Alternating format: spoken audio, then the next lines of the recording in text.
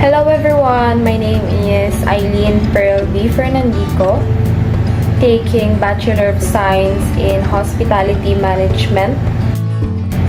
So the 5 topics that we are about to discuss are virtue ethics, stages of moral development, universal values,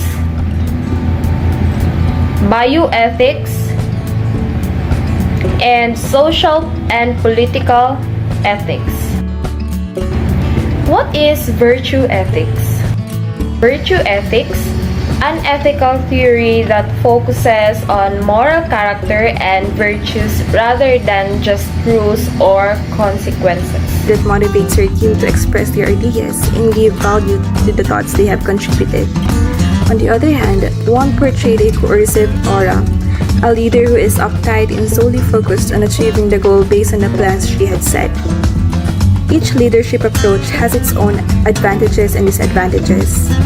Nonetheless, the type of leadership that an individual imposes is greatly affected by their experiences. Their upbringing in life has something to do with how they deal with certain scenarios, thus mirroring how their virtues affect their approach and decisions in life. The second topic is all about stages of moral development. Lawrence Kohlberg's theory claims that our development of moral reasoning happens in 6 stages.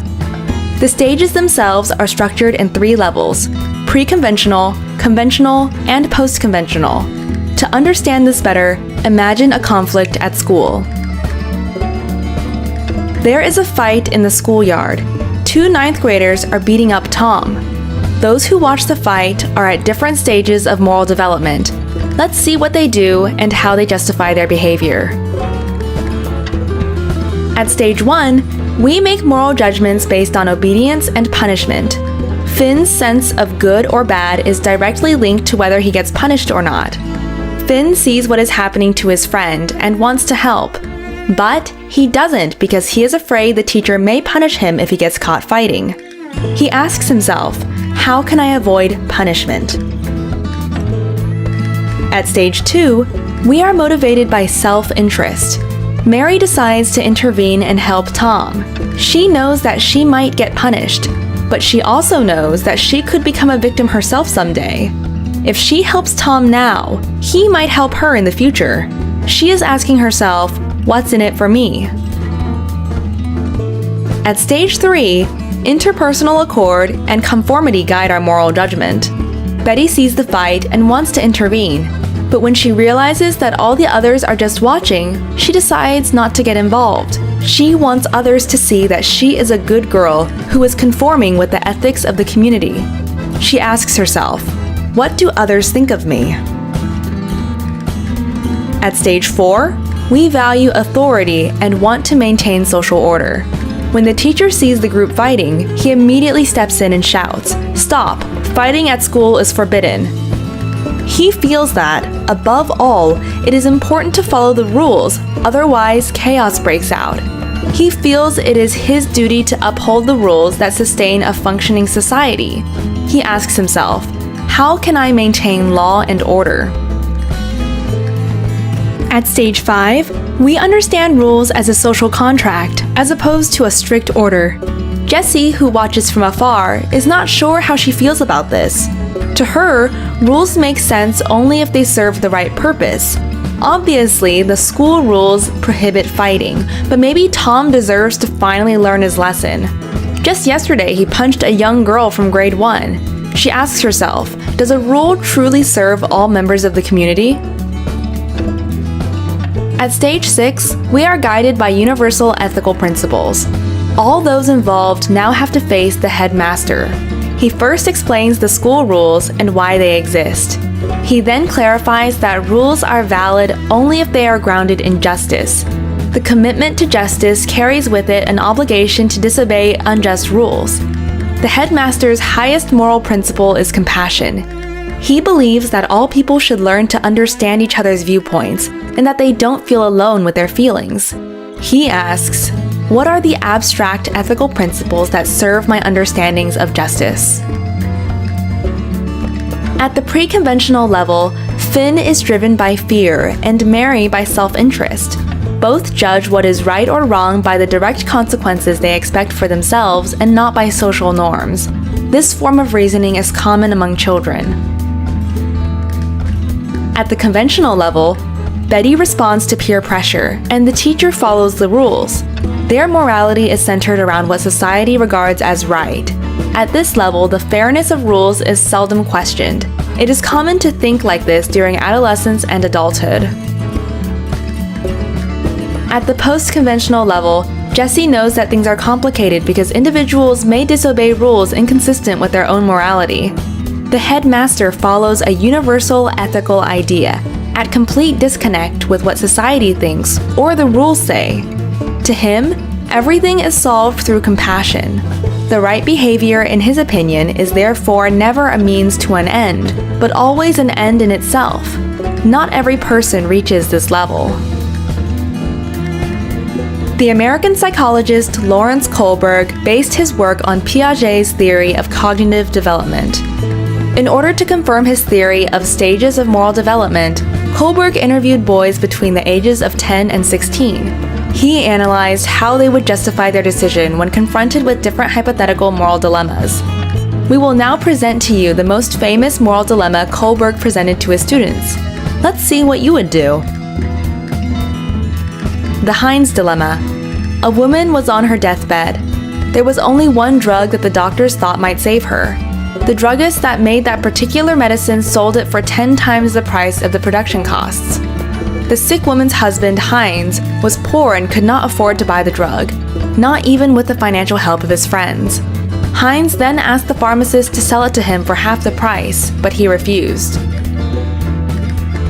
To save the life of his wife, Heinz broke into the man's laboratory and stole the medicine. Now tell us, should Heinz have stolen the drug? Would it change anything if Heinz didn't love his wife? What if the person dying was not his wife, but a stranger? Should the police arrest the druggist for murder if the wife had died? Please write your answers and their justifications in the comments below. Analysis of moral principles and dilemmas. Traditionally, The third philosophers and topic religious is scholars have universal studied values. ethics. More recently, scholars from various Once upon a disciplines have time, there was a entered the field, boy who was creating new born into a approaches to the family study of simple ethics, tailors such as in the middle of behavioral ethics sub-Saharan and applied Africa. ethics. The boy's father wanted him to The term continue the ethics can family also business, refer to rules but the for boy wanted a guidelines that better establish life, what and conduct one is night right and decided to wrong leave for his home individuals and go and to for Europe. groups. For To example, cross the codes sea, of the boy conduct built express himself a relevant raft, ethical but standards for once many he left the professions, shore, there was such as only a little medicine, wind, law, and it didn't take long for his journalism, and supplies to run out. And there he Some was, philosophers hungry make a and distinction lonely, between floating ethics in the and middle morals. of the Mediterranean Sea. Many people use the terms ethics Imagine and you morals live on the coast of interchangeably southern when talking Europe about and personal one beliefs, morning actions, read about or the boy's principles. fate in a local paper. For example, Should it's you common to yourself say, try to "My save ethics him?" prevent me from cheating. Four influential Also common to philosophers, use morals in Aristotle, this sentence Mill, instead. Kant, and Nietzsche, can So, help us answer whether we this use the term and other ethics to difficult refer moral to our questions personal with their beliefs or rules of respective conduct, theories. or the study of moral philosophy. Virtue Ethics provides theorists a like framework Aristotle for ask understanding how and to live a interpreting good right life. and wrong in The society. best life, according to him, is the life of someone who demonstrates excellence in aspects of a virtuous character, the capacities for emotion, theoretical ideas, and practical wisdom. Ethics. Aristotle would argue that if helping the term boy ethics is a often manifestation describes of the a personality investigation and that's analysis virtuous, of moral then you principles should and save dilemmas. him, because being a person of good Traditionally, character is what philosophers and matters. religious scholars What have that studied exactly ethics. means differs for every More one of recently, us. scholars from various disciplines have entered the field. If you are creating rich new and approaches to powerful, the study of saving the ethics, boy such could as be easy. behavioral ethics It might and still be the applied right ethics. thing to do, but it doesn't reveal The term much of your ethics can personality, also refer and to hence rules or isn't guidelines particularly that establish virtuous. What conduct is right and wrong for individuals. If you and have for little groups. to no means, your For decision to example, save the codes of boy is conduct much harder. express relevant If you ethical still try standards to for do many so, professions, then this such truly as medicine, reveals character, law, is virtuous, journalism, and and is something you should probably try doing. Some philosophers make a distinction between Utilitarians ethics such as John Stuart Mill But many people ask use the which terms action ethics and increases morals well-being for interchangeably most when people. talking about personal So when beliefs, faced with a actions, or choice, they do what seems most beneficial For to example, most it's people, common to as say, if they could "My calculate ethics what prevent me from consequences cheating." lead to the highest It's net also happiness. common to use morals in this sentence instead. When thinking about saving the So, boy's life, whether we you should use the consider term all the ethics to happiness refer the to our boy and his personal family beliefs or get, rules of the conduct, joy it may or the bring study of you, moral and the philosophy. benefits for Ethics society provides a now and framework for generations to understanding come. and interpreting This right you and then wrong in compare with what society. else you could be doing, known as your opportunity costs. For example, instead of risking your life at sea, you could work the day in a coffee shop and donate the money you make to an effective charity which then saves 2 kids from starvation somewhere else. Comparing the 2 options, you decide not to save the boy, but instead work, donate, and double the total potential well-being of humanity. Some call this effective altruism. Deontologists like Immanuel Kant focus on the intent rather than consequences. They believe in universal moral laws such as don't lie, don't steal, don't cheat. The golden rule is the so-called categorical imperative. Our decisions are then morally right when they can become a rule everyone else should follow. If you help the boy because it makes you look good, your intentions are wrong because you treat him as a means to an end, and we don't want to live in a world in which false heroism is a universal moral norm. If you save the boy because you want to live in a world in which helping those in need is always the right thing, then you should do that. You should even do so if you have reason to believe that the kid may end up taking advantage of your kindness. Friedrich Nietzsche would ask what's in your own interest. He argued that self-interested behavior is morally right as it makes us stronger. And if we are stronger, so is society. Acting against your own interest is immoral because it hinders this development. So if you want to help the boy because you think that is good for you, do it. Help the boy. But if you think saving the boy could hurt you, don't. It's not your responsibility to save those who are too weak to help themselves. So what do you think? Did any of the 4 help you with that decision? If not, here is one more idea. Scholar Moshe Koppel made the interesting observation that utilitarians and Kantians don't use their own moral principles when trying to falsify each other's theories. Both rather appeal to a feeling, as if we all, inside us, actually know what's right and what's wrong. Kantians would say, you don't want to live in a world in which children die in the open because you decided to save 2 strangers instead. Such behavior just doesn't feel right. Correct? Utilitarians would counter, surely you wouldn't want to save, say, a psychopath from drowning who then go on to kill you and your family just because helping people is always right by principle. That just feels wrong, right? So now tell us, would you save the boy, and why? Is your decision based on the character you strive to become? An analysis of costs and benefits? Behavior we want to see in the world? For your own self-interest? Or does it maybe just feel right? What is bioethics? A couple blessed with twin babies who are conjoined. Now, if they are to be separated, then one of them is sure to lose life. But raising the conjoined twins is not only difficult for the parents, but even for the kids themselves. So what should be done in this case? These questions give us goosebumps, but they are always a part of the medical field. And how are the answers to such traumatizing questions found? Although we cannot really answer such questions completely, but still to reach the best conclusion, we have the concept of bioethics coming to our rescue. In the previous videos, we have learnt about the transgenic organisms which are produced and used for human benefit. But the production of the transgenic animals comes at the cost of disturbing the natural genome of those organisms. So do you think this is morally correct? You may say no. We should not use organisms for our selfish motto. Okay, so how do we test the newer medicines? As the disease or disorder intensity is increasing exponentially, so is the need for newer and more efficient medicines. So if there are no model organisms, then testing medicines will not be possible. So how will new medicines be discovered and used? That indicates the need of using model organisms. So what should be done ideally? There's no single answer for this actually. And hence, for these types of concerns, we have the fields of bioethics. Now let's first understand what bioethics is. It's simply the area dealing with ethical issues in the field of medicine or any other biological studies. In this video, let's learn about bioethics in the field of biotechnology. Let's begin with the same point that we discussed a few minutes ago. Transgenic organisms. Genetic engineering enables us to study the various genetic disorders. And for these types of studies, transgenic animal models like the transgenic mice are developed.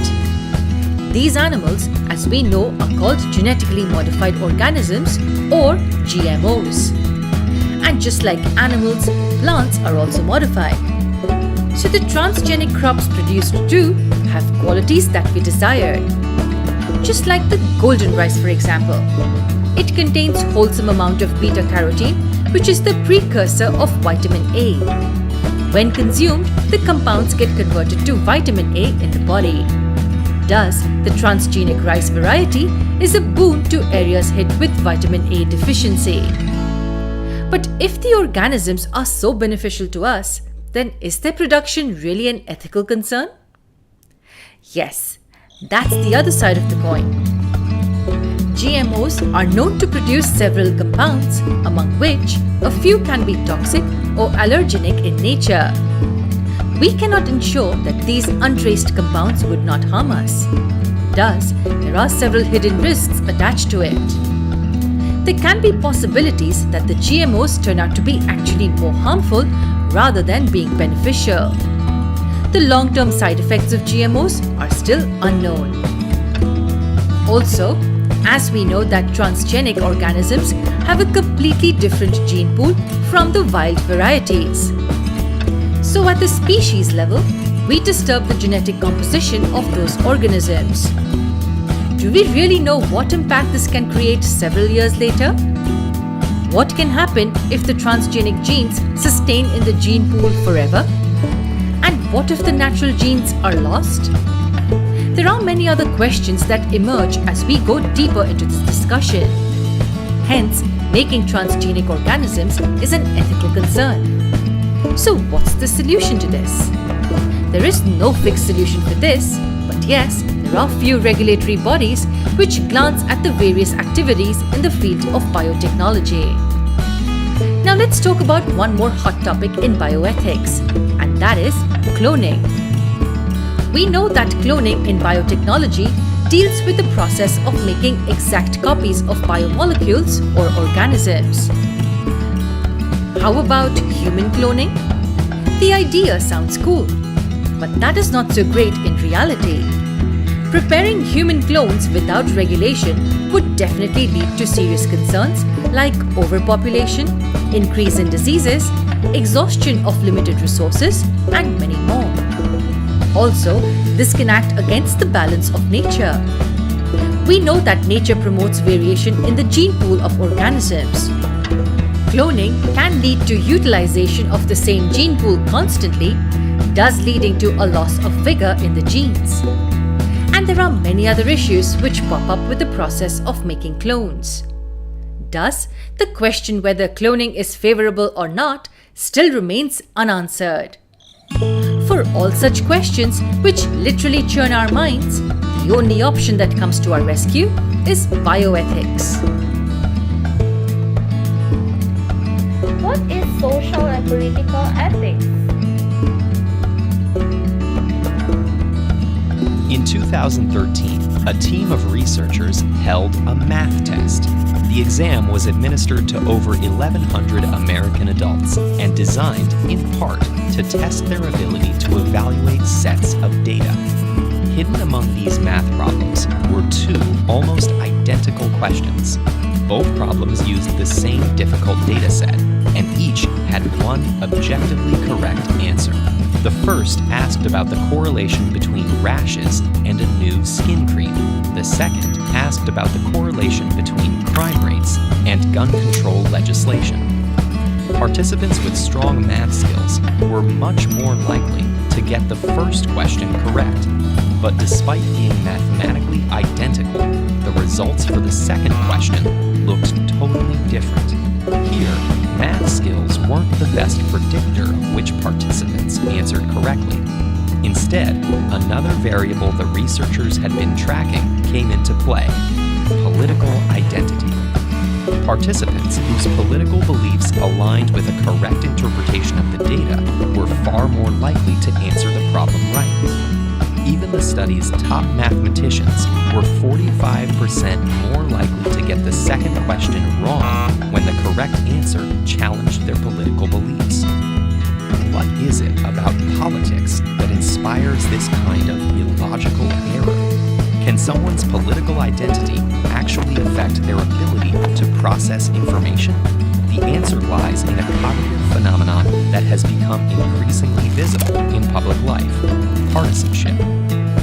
While it's often invoked in the context of politics, partisanship is more broadly defined as a strong preference or bias towards any particular group or idea.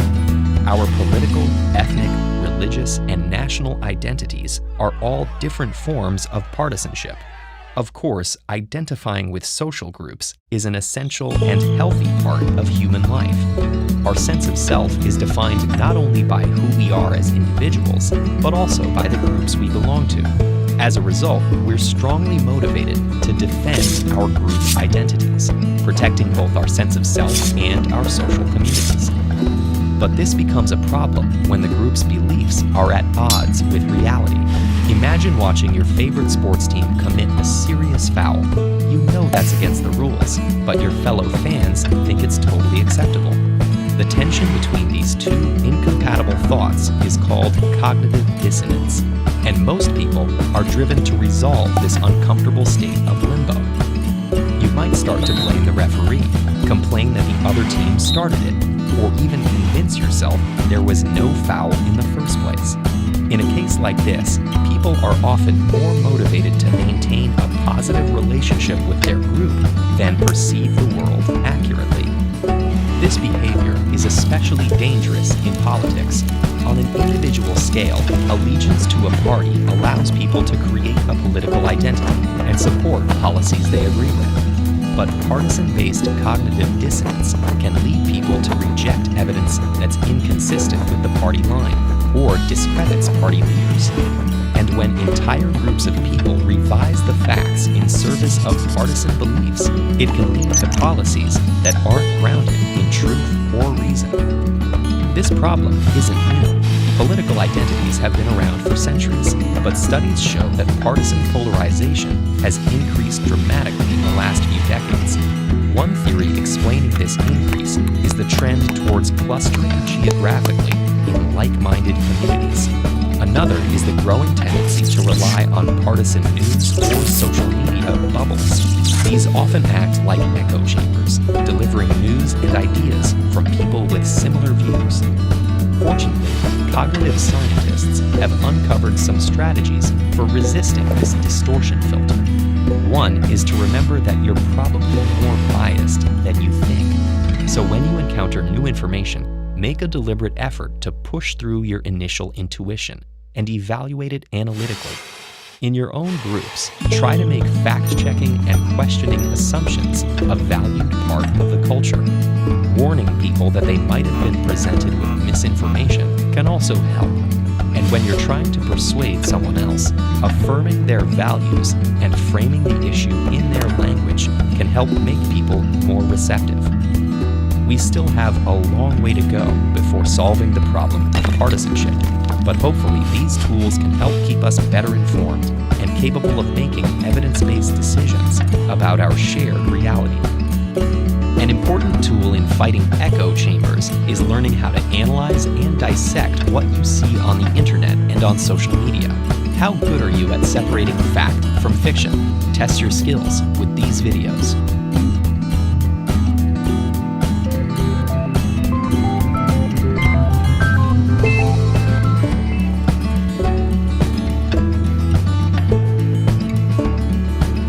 Justice, for many people, refers to fairness.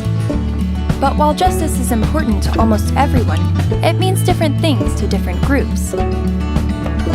For instance, social justice is the notion that everyone deserves equal economic, political, and social opportunities, irrespective of race, gender, or religion. Distributive justice refers to the equitable allocation of assets in society. Environmental justice is the fair treatment of all people with regard to environmental burdens and benefits. Restorative or corrective justice seeks to make whole those who have suffered unfairly. Retributive justice seeks to punish wrongdoers objectively and proportionately.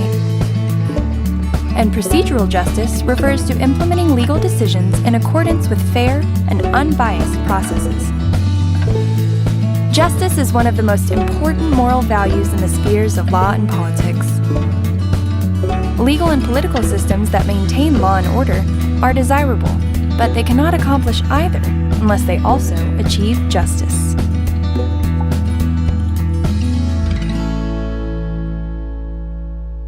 Social contract theory says that people live together in society in accordance with an agreement that establishes moral and political rules of behavior. Some people believe that if we live according to a social contract, we can live morally by our own choice and not because a divine being requires it. Over the centuries, philosophers as far back as Socrates have tried to describe the ideal social contract and to explain how existing social contracts have evolved. Philosopher Stuart Rachel suggests that morality is simply the set of rules governing behavior that rational people accept on the condition that others accept them too. Social contracts can be explicit, such as laws, or implicit, such as raising one's hand in class to speak. The U.S. Constitution is often cited as an explicit example of part of America's social contract. It sets out what the government can and cannot do. People who choose to live in America agree to be governed by the moral and political obligations outlined in the Constitution's social contract. Indeed, regardless of whether social contracts are explicit or implicit, they provide a valuable framework for harmony in society.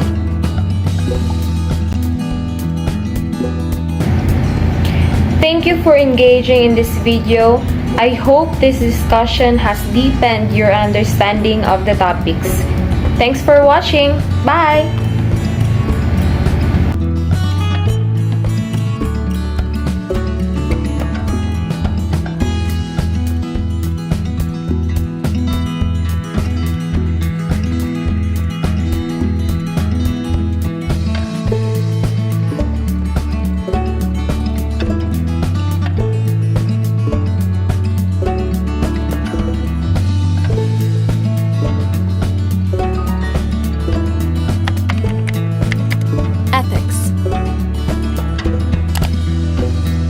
Ethics often describes the investigation and analysis of moral principles and dilemmas. Traditionally, philosophers and religious scholars have studied ethics. More recently, scholars from various disciplines have entered the field, creating new approaches to the study of ethics, such as behavioral ethics and applied ethics. The term ethics can also refer to rules or guidelines that establish what conduct is right and wrong for individuals and for groups. For example, codes of conduct express relevant ethical standards for many professions, such as medicine, law, journalism, and accounting. Some philosophers make a distinction between ethics and morals. But many people use the terms ethics and morals interchangeably when talking about personal beliefs, actions, or principles. For example, it's common to say, "My ethics prevent me from cheating." It's also common to use morals in this sentence instead. So, whether we use the term ethics to refer to our personal beliefs or rules of conduct, or the study of moral philosophy, ethics provides a framework for understanding and interpreting right and wrong in society.